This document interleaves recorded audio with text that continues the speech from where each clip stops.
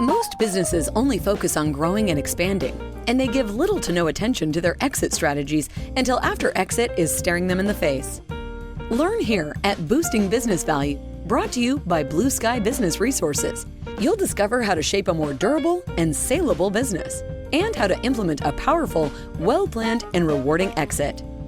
Join Dr. David Gruder and Jason Tazinkowicz as they deliver actionable tips for lower middle market company owners, executives, and their trusted advisors.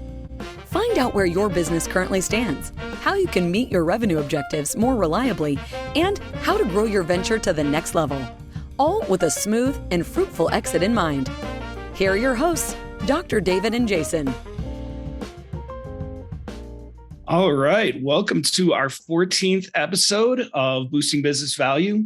In this episode, we're going to be talking about highlighting the CEPA certification, Certified Exit Planning Advisory Certification, the Exit Planning Summit, and the Exit Is Now podcast.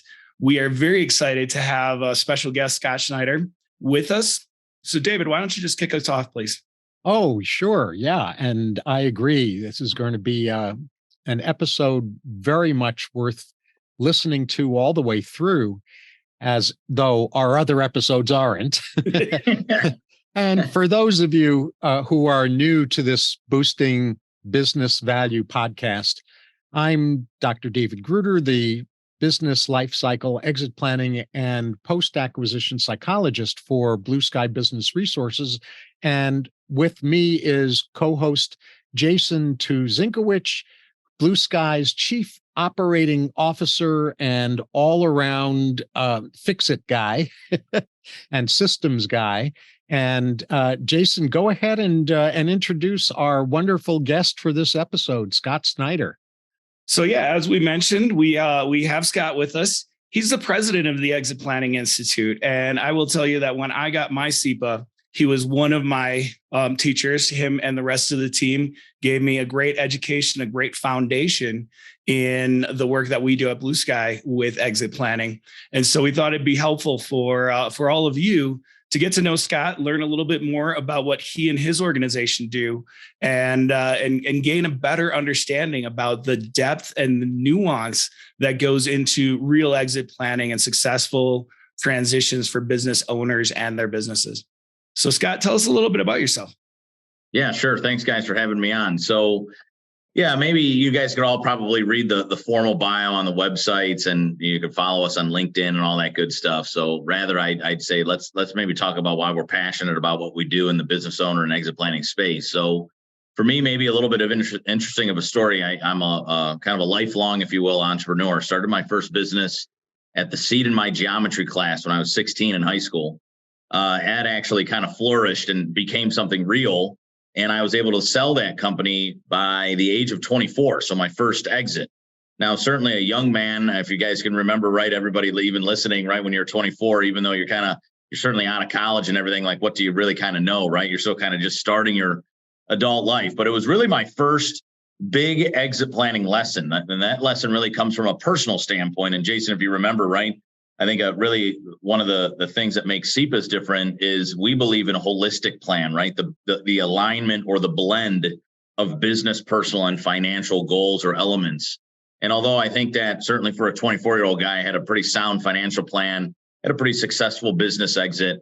What I found myself doing at 24 is kind of wandering the earth, trying to figure out who I was, because since I was 16, I was this entrepreneur that owned a landscape construction company that went to school for horticulture.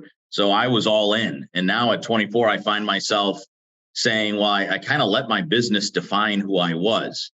Now, saying all of that, right, what's interesting is that my dad was and is a certified exit planning advisor, right? So I always kind of bust his chops a little bit because I was like, Dad, where were you when it came to the personal planning, right, as a CEPA?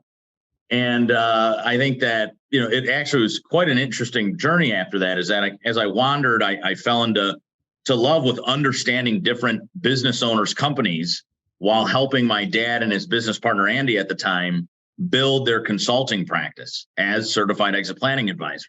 And what we quickly, I think, realized is that if you rewind 12 years or so, I guess that was, The exit planning space was very conceptual. Like, I think that EPI of old taught a lot of great philosophies and concepts, and what frankly people like Jason were sitting there saying was, well, how do I go out and implement this now that I've learned it? Well, maybe unlike Jason came through a program where now we have the value acceleration methodology, something that my dad created that we saw back in this consulting company. And I challenged my dad to flip the script. I said, I think really, as an exited owner myself, right, I think really what was lacking was a holistic minded team of advisors that really represented all of the owner and who they were as a person, as a business owner, as a manager, as a visionary, from a personal financial strategy, as somebody that doesn't have a business, right? This kind of holistic approach. So 2012, we buy the Exit Planning Institute, implement the value acceleration methodology, and here we are today. So we have a kind of an interesting family business between me and Dad. Dad has this interesting kind of mix, Jason, that you kind of saw at the SEPA program, where he came out of big corporate down to lower middle market, down to small family business before he started his own consulting firm. That's mixed with, being an entrepreneur certainly as well. And then mixed with my kind of perhaps stereotypical entrepreneur where, my mind is probably going, as we talk today, you'll probably see me wander out to the side here because you guys are just giving me ideas, right? So it's been a great ride. And honestly, I couldn't be prouder of what folks like Jason are doing in our marketplace today, really helping owners understand that though they have something successful today, that doesn't mean that they have something of significance, something that's transferable, ready, valuable, that's aligned to their business, personal, and financial goals. And I could get down a whole rabbit hole here, guys, but I could tell you that I'm certainly passionate about the work that we do, both short term with the baby boomers more immediately exiting, and more long-term with the next generation of owners, people in their 30s, 40s, 50s, that if we're doing our job right as certified exit planning advisors, we could teach owners a whole new way to have kind of a blended and balanced life and have a really awesome company as well. So that's what we're passionate about here at EPI.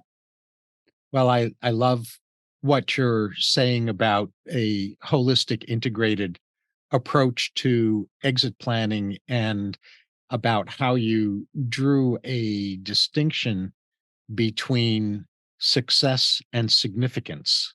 Sure.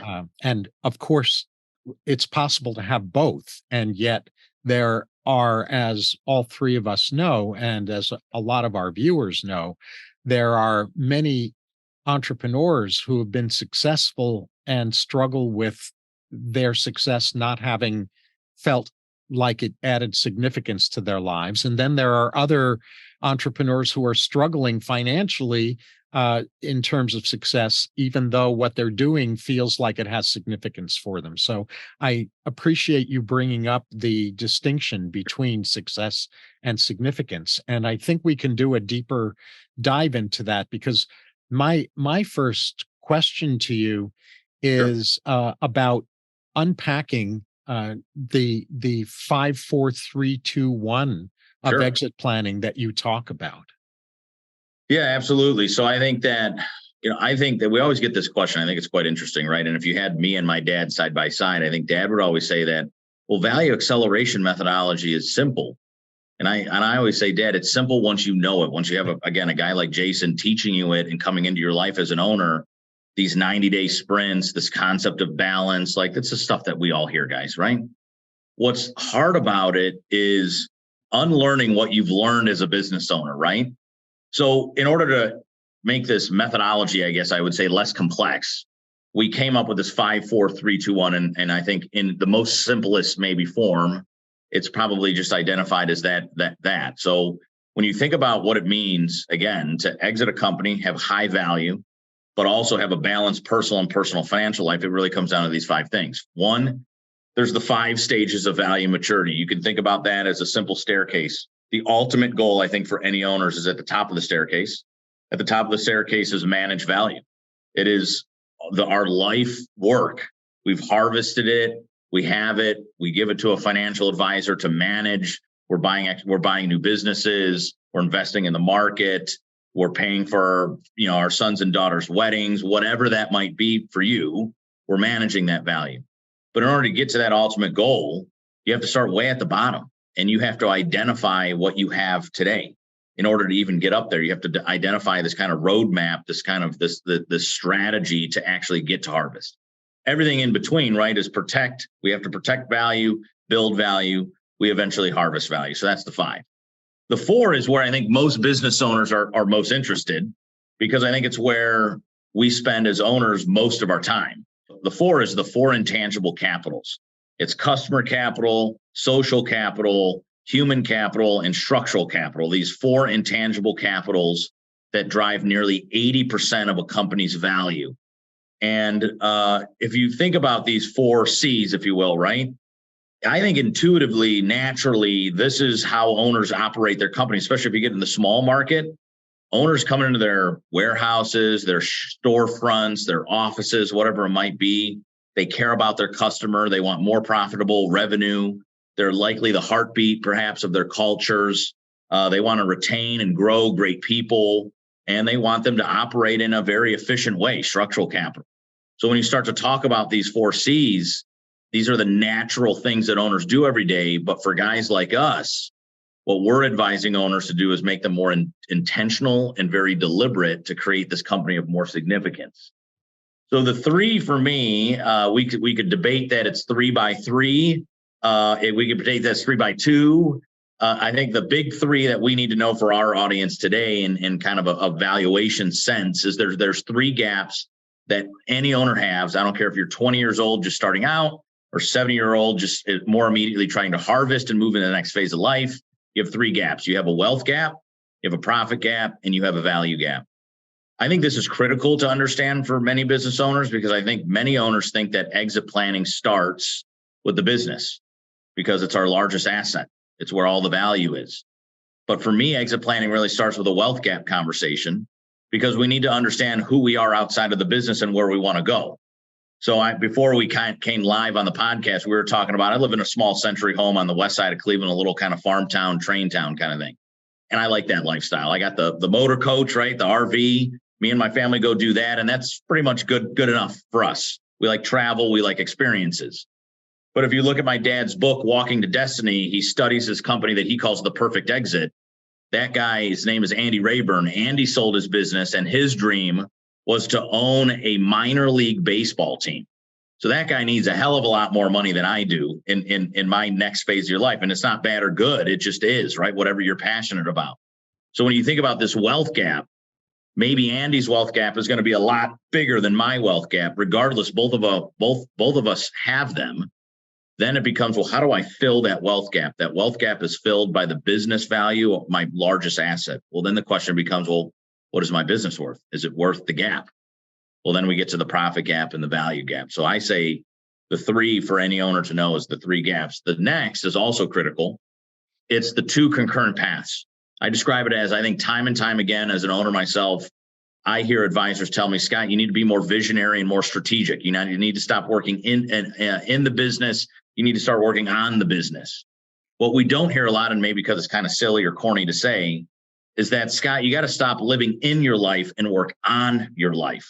So every owner has 2 concurrent paths. They have a personal path that embraces their personal financial stuff, and they have a business path that obviously is their business. And the last one is value. The number one goal in the 5, 4, 3, 2, 1 is value. And it's not just business value, but it's driving value across all 3 elements, the 3 legs of the stool, this business, personal, and financial goals. And I think if you hear me talk about that, for any listener that certainly is a business owner, I think that kind of resonates, right? It makes this more complex methodology and process a little bit simpler, I hope, for us to understand. Yeah, I like it. And, that 5, 4, 3, 2, 1 sequence is easy to remember. And so that sure. once you have that mnemonic device to help you remember, then it becomes easier to go back and fill in the blanks. So I love that. And one of the things that you've brought up a couple of times that I just want to highlight, because I think it's brilliant, is, the idea of a balanced business giving you the freedom for a lifestyle. We have this cliche about lifestyle businesses, right? But what a lifestyle business is in the current nomenclature is a business that you're working in, you're getting just enough money to provide your lifestyle, and you're not growing at all. Those are not really valuable businesses, but a business that provides you a lifestyle not only allows you the quality of life and the cash flow you need now, but it's growing, it's perpetual, it's durable. And so it also has value. And so I like that idea of changing the nomenclature from lifestyle business to, balanced business that allows you a lifestyle. And so I think that that's something that leads really well into, this value acceleration methodology that you've talked about. Sure. And how do you go from a lifestyle business to a business that has value? Yeah, I think that, so you take that 5, 4, 3, 2, 1, right? And it's kind of where David started our conversation, right? Is like these conceptual things. If you're sitting here and you bought into the 5, 4, 3, 2, 1, your next logical question has to be, well, how the hell do I implement that? That all sounds good, but how do I make it happen? Well, you make it happen through the value acceleration methodology, which is just a process, an approach to making these things come alive. And I think, Jason, to your point about lifestyle versus what I would say, I guess, is a value creation kind of business, is that, yes, we're basically, the difference is simple. We have a decentralized business owner. So I don't have to show up every single day to my business because it relies on me. It relies on me from a strategic and visionary standpoint. It relies on me from an operational standpoint and fulfillment standpoint. The most valuable businesses are the ones that are decentralized from the owner. So if you get like all the way up to this ultimate goal as an owner, I think for a lot of us, of course, we want to roll up our sleeves and do the trade that or the service or the vision, the invention that we had. But I think a lot of business owners are mentors and coaches and visionaries. They don't want to be tied down to fulfillment of a product. They want to be open every day to say, look, I could pivot over here and do this podcast today.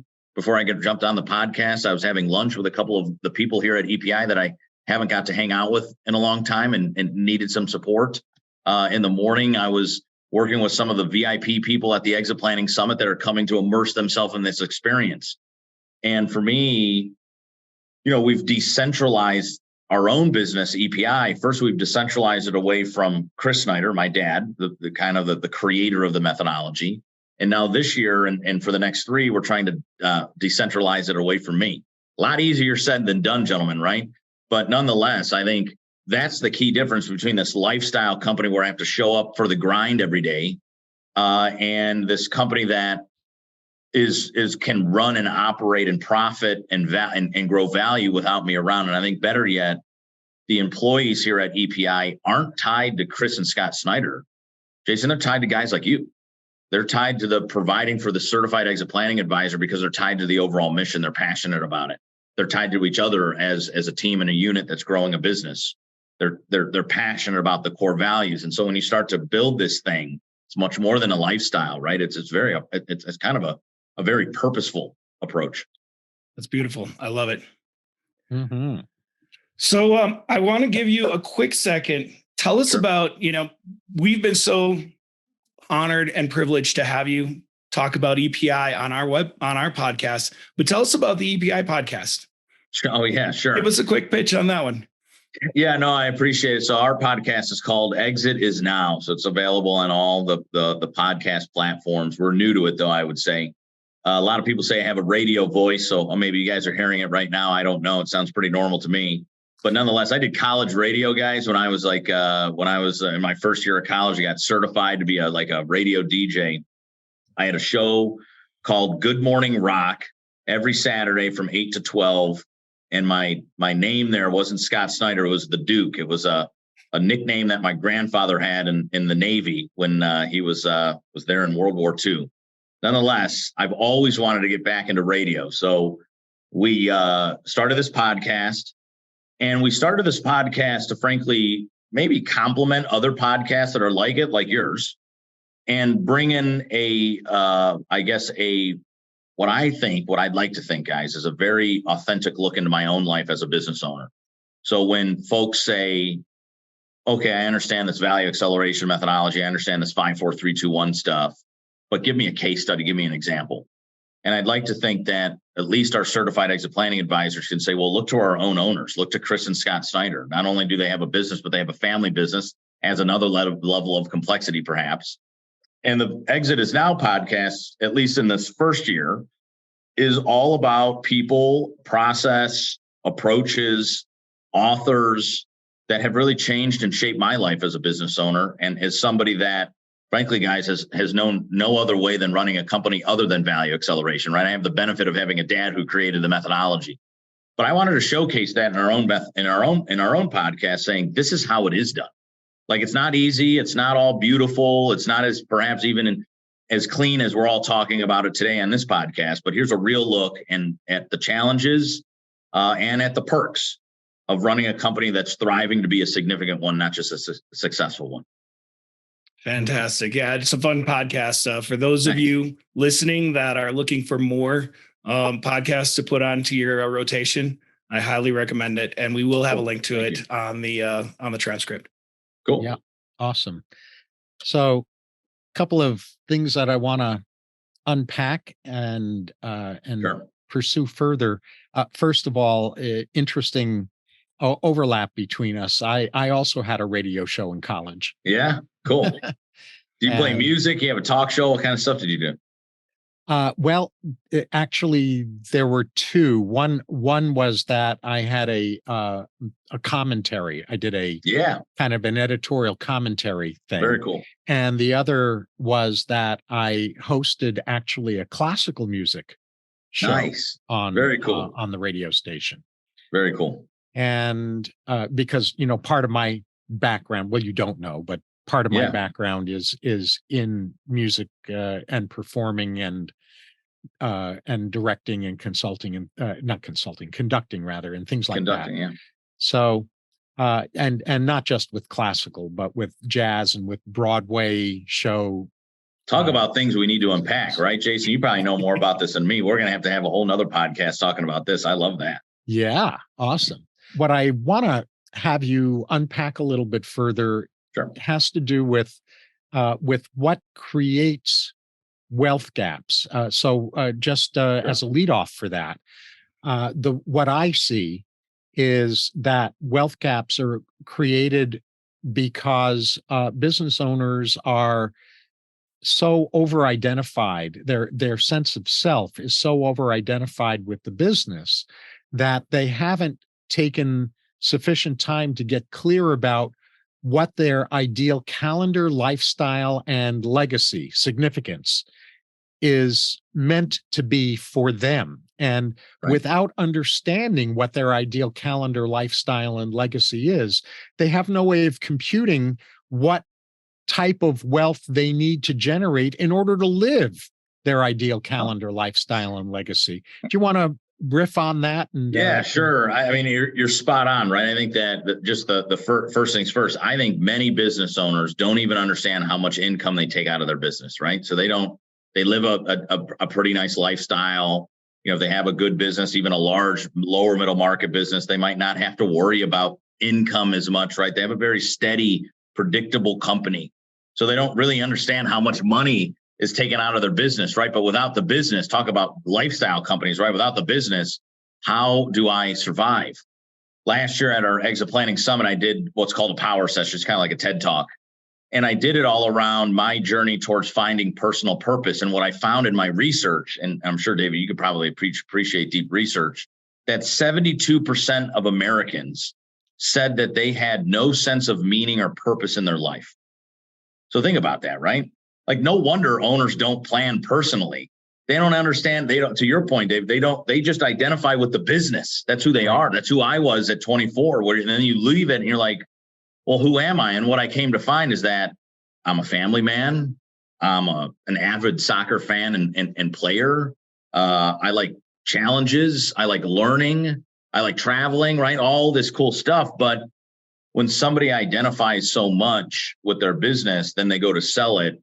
It's kind of a shock, and it creates obviously this wide gap. And I'll tell you, Dave, you probably appreciate the story. One of our certified exit planning advisors came through the program and said, Scott, he was a financial advisor. He goes, Scott, I need you to talk to one of my clients. I got this client after he exited, and he came into like 30 million bucks, and he's struggling right now because he's kind of lost his identity.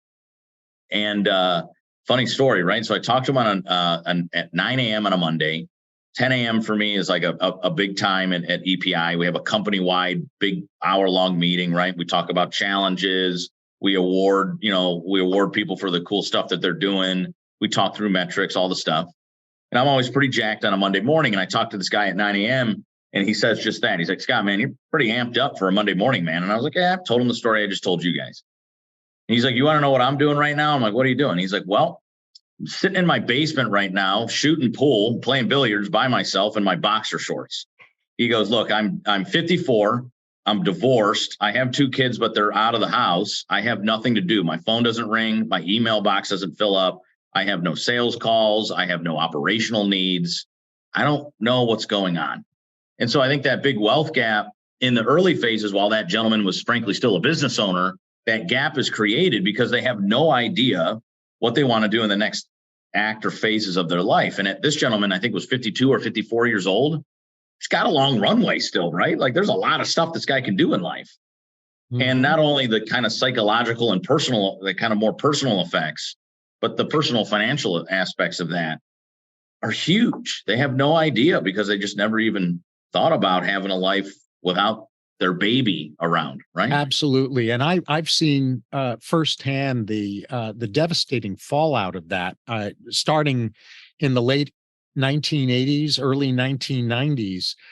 A lot of people started coming to me for assistance who had attained more money than God or more power than God. They had accomplished that version or that distortion of the American dream, only to have discovered that their health was compromised, their spouse had left them, and their children weren't talking to them. And they would come to me saying, what did I do wrong? I did all the right things, and now everything's a shambles. Right. Exactly. So I totally get it. And I just want to underscore for our listeners that this is not an uncommon trap. And ideally, we prevent ourselves from falling into it if we can. And for most of us, because of cultural programming, we only discover that we fell into the trap after we have paid a price for having fallen into the trap. And it's never too late to get out of that trap.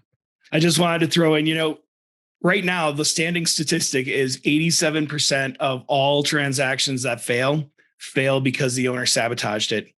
Because they couldn't, when closing gets real, they recognize that they can't imagine living, a life after ownership. And so they find a way to destroy the deal. And what I really like about what we're talking about today, this balanced business approach through doing all of this work early, is that you get the opportunity as you decentralize yourself, as you separate your own identity from the operation, you get to start to practice, life outside of work. And you get to try a few things while you still have the cushion of the business, to back up your ego and all of those things, so that you can start to find out, what can I be excited about for the next, several decades of my life. And that's something that I get very excited about whenever we talk about working with business owners to be proactive on the exit. Because 100% of business owners will exit their business standing up or laying down, right? Yeah, surely. I always think, and I don't know what you guys think about this, right? I also think there's a generational aspect to this. So I always find it very fascinating studying different age groups. And I think that, so me and my dad, right? I'm probably a cusper. I'm on the upper end of the millennials or the lower end of the Gen Xers. My dad's pure baby boomer. And when you look at baby boomers, I have a lot of respect for baby boomers, right? They have an amazing ability to handle crisis. They're very passionate individuals and they're driven by success. So whether that's their business, whether that's their golf game, whether that's their marriage, they want to find success in what they do. They're also the inventors of the 60-hour work week. So thank you all baby boomers for that, right? Us millennials are probably saying, dude, we'd like to do the 4-day work week versus the 5, right? So polar opposite in that sense. But nonetheless, I think that there's a sense that, you were kind of raised that way in that time, right? They were raised by traditionalists, right? And it's just this hardworking, passionate for your work. It'll be interesting to see the stuff that we know, this value acceleration stuff that we're talking about on today's show, how it takes to people in the next couple generations. So you have the Gen Xers, call it, early 50s through your 40s. Now, if you look at those generations, they are a generation of technology. They believe in working smarter, working smarter, not harder. They actually value their time versus success. They value time as their number one. and they already kind of thrive or strive to have this blend or balance of work and personal lives. So like everything that we've been talking about over the last few minutes of the show, right? This exit planning, this value acceleration gives us that. Then you go into the millennial generation, couple things stand out. They are a very ambitious generation, but not very framed. And they are horrible financial planners, right? We are a generation that earns to spend. I was just starting the show talking about how I just bought a motor coach, like, right? Like they're like, people are like, what are you doing, man? So nonetheless, I think that it would be interesting as we see the next 10 years, this evolution of exit planning, if you will, and how it's taking to people in their 40s, 50s, 30s, and if their generational characteristics are true, right? Because if they are, I think the people in their 20s, 30s, 40s, early 50s are actually much more attracted to what we're talking about now, because they yearn for that, right? So I don't know. I think it's fascinating. What I'll add on that, because as a baby boomer, Sure. someone who is part of that generation, I see a lot more increasing numbers of aging baby boomers finally waking up to what the younger generations never had to wake up to. They knew from the get-go. So my generation was the grinder generation. You can only get wealthy through grinding it, through working 120-hour weeks, things Absolutely. like that. And so my generation is waking up in larger and larger numbers to the idea that that was a really faulty script. But I love the distinction that you're creating between, and we don't have to necessarily, I think there's value in delineating the generalities, the trends among the generations. Sure. I think that there's even more value in turning that into temperaments, because regardless of generation, there are grinder temperaments, there are indulgence temperaments, and there are integrated purpose lifestyle temperaments. Sure. And 100%. of course, the whole focus that you're bringing in this episode is give up the grinder mentality, give up the indulgence mentality, and really step into an integrated purpose lifestyle approach to integrating your business and your life, so that your business serves your life rather than you being a slave to the business. 100%. Yeah, well said by the doctor, right? Well said by the doctor, for sure. Absolutely. And to kind of bring this full circle, you started with this story of a young entrepreneur, who exited at 24. And if you look at the last 2 decades, we've had an explosion of young entrepreneurs and new startups, like more than we've seen probably since the Industrial Revolution in scale. And we're going to see a lot more young entrepreneurs exiting and needing a next phase that is more than retirement, that is different than a baby boomer's next act, right? And so having these conversations and having this mentality already available, ready, practiced, and at their fingertips, I think is going to be extremely powerful. And it's going to, I think, elevate this wave of entrepreneurship to a level that personally I'm very excited about. Yeah, ditto. Yeah. Before we move to takeaways, there's one other follow-up comment I'd like to make. And I want to then, after that, turn it over to you, Jason, about whether you have a follow-up comment or question for Scott before we move into takeaways. My comment is an add-on to what you were saying, which I think is so spot on, Scott, about the parallel to the old line, which has a lot of wisdom to it, of course. Work on your business instead of in your business. Sure. For sure. And you drew a parallel to that, having to do with stop living in your life and start working on your life. Right. And I love that. Here's my add-on. You may recall the first Indiana Jones movie, Sure. Raiders of the Lost Ark. Sure. And there's this scene where all hell has broken loose. And all of Indiana Jones's cronies, his pals, are circled around him, huddled around him, panicked out of their minds, saying to Indy, "What do we do, Indy? What do we do, Indy? What do we do?" And Indiana Jones kind of ultimately bursts out into this kind of mock anger, saying, "How should I know? I'm making it up as I go." Yeah.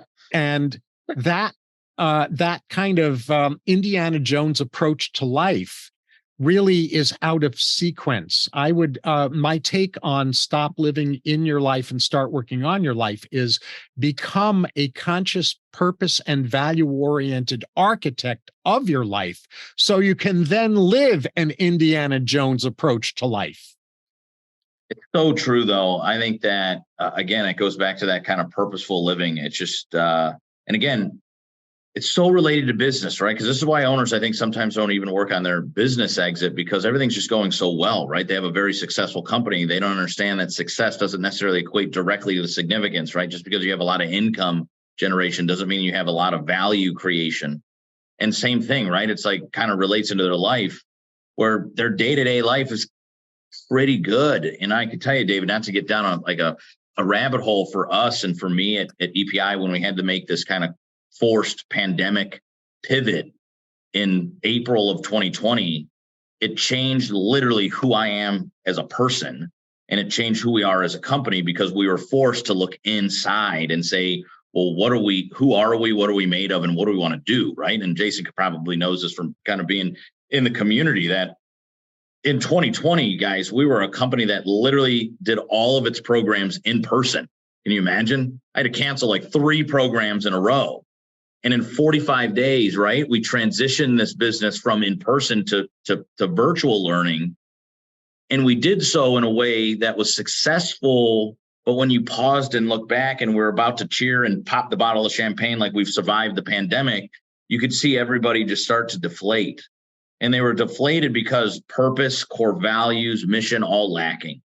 The sense of camaraderie. But, you know, again, maybe another show for another time. But nonetheless, yeah, I would totally agree that there's this sense of this more intentional and deliberate way of living. And I actually think it's, and I'm sensitive to it, David, because we could talk about it all day, but I could tell you it's a lot harder to figure out.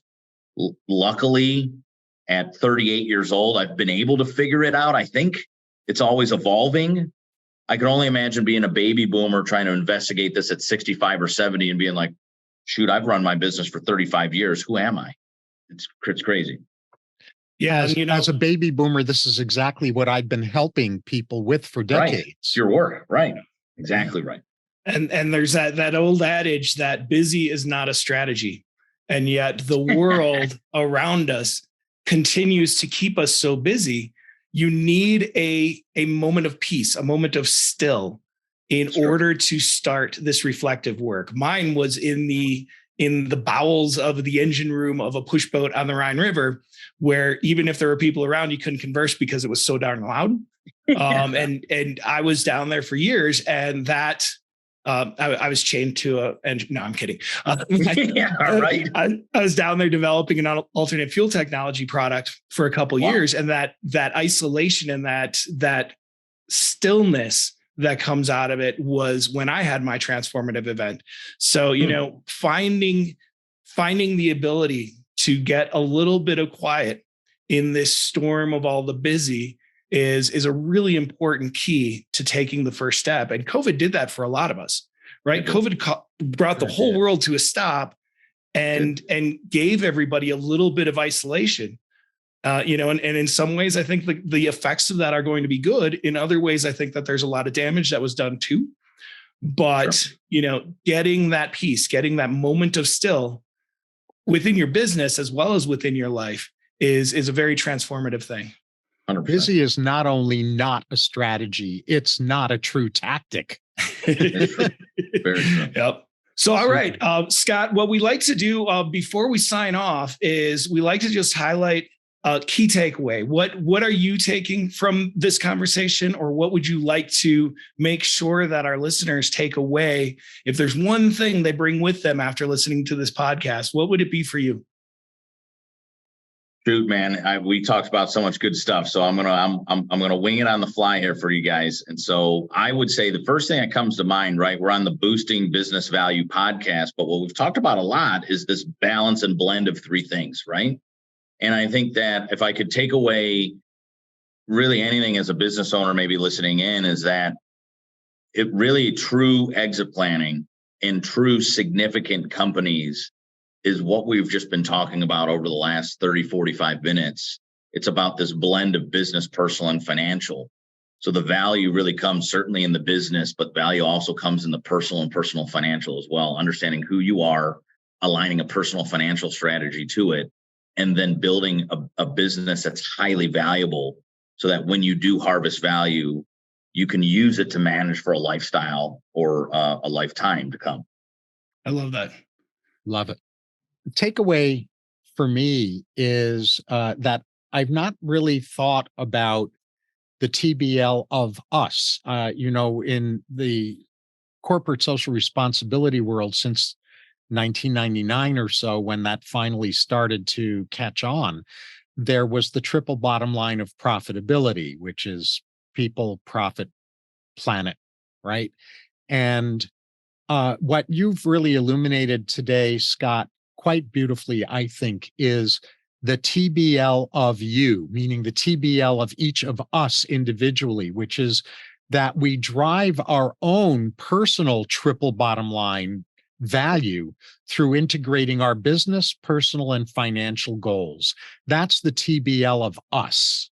And so that's one of the big takeaways for me. And inside of that, the importance of developing and implementing a decentralized business in which, as the owner, we are the visionary strategist and innovator who can organically focus on what's most interesting to us today, because others in the business are focused on tactical planning and on implementation.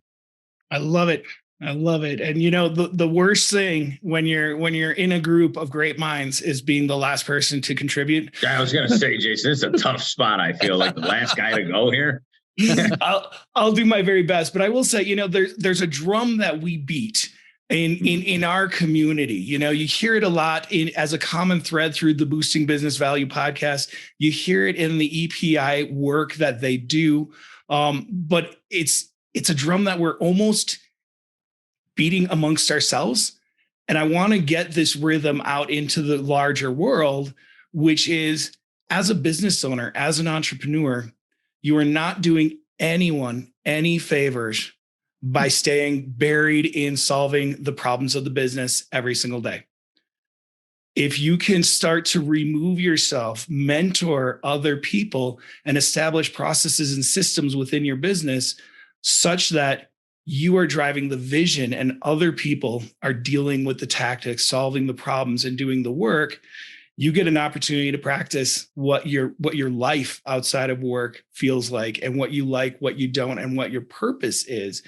You get to build a business that has durable, impactful value that can fund your life whenever you're ready to have a life after business. And you're caring for the staff within the business who all want to have the pride of contribution and building that, the great business that they decided to give their time to, 30, 60% of their life is inside work, right? So they've given that to the business owner. They want to be able to be contributors to it. And so by doing the work, this value acceleration methodology, and thinking about all these things with regard to your own personal gaps, that's not selfish. That's actually the furthest thing from selfishness. It's caring for and trusting in the entire ecosystem. And I heard that come out throughout this dialogue. And I really, I think it's a point to drive home, and I appreciate it, Scott.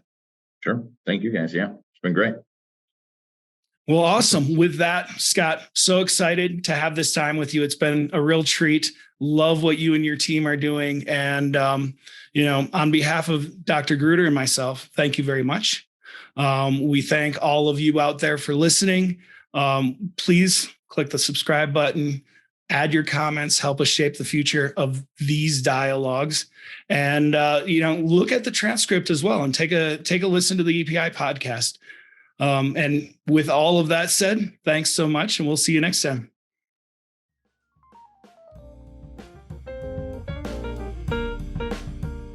That's all for this episode of Boosting Business Value. May your new learning result in the smoothest and most profitable exit strategy for your business.